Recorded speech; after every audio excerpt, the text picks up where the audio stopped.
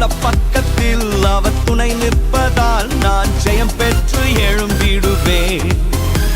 என் பலனாக கிறிஸ்து இருப்பதினால் எந்த பயமும் எனக்கில்லையே. என் பல பக்கத்தில் அவர் துணை நிற்பதால் நான் ஜெயம் பெற்று எழும்பிடுவேன். எல் ஷடாய் என் தெய்வமே, எல் ரோயி என் தகப்பனே, யெகோவா என் ராஜனே. எல் ஷடாய் என் தெய்வமே, எல் ரோயி என் தகப்பனே, யெகோவா என் ராஜனே.